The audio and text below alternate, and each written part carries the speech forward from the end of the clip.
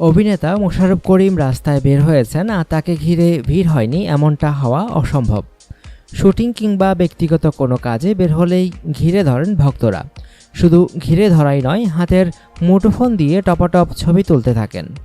মোশাররফ করিমের সঙ্গে সেলফি যেন আবশ্যক একটা কাজ হয়ে যায় ভক্তদের জন্য।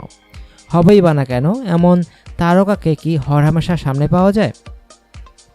কিন্তু যাকে ঘিরে এত ভিড়, ক্যামেরার ফ্ল্যাশ কিংবা এত আয়োজন, তার ছবি তুলতে কেমন লাগে? প্রশ্নটা উত্তর জানার আগেই নিজেকে প্রশ্ন করুন তো একবার। এক নাগাড়ে কতক্ষণ কতজনের সঙ্গে ছবি তুলতে পারবেন আপনি? জানি বিরক্তি প্রকাশ করবেন আপনি। মোশাররফ করিমও এই ব্যাপারে আপনার মতোই।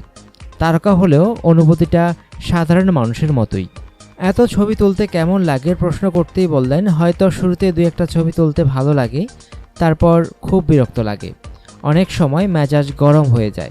হয়তো জরুরি কাজে বের হয়েছি কিংবা কারোর সঙ্গে জরুরি বিষয়ে কথা বলছি, অথবা মেজাজ খুব গরম, তখন যদি কেউ হুট করে এসে বলে, ভাই একটা ছবি তুলি, ভাই একটা সেলফি তুলি, তখন সত্যি নিজেকে নিয়ন্ত্রণ করা কঠিন। তবে ভক্তদের প্রতি কৃতজ্ঞতা জানান এই অভিনেতা। বলেন, তাদের ভালোবাসার চেয়ে জীবনে আর কোনো পুরস্কার নেই।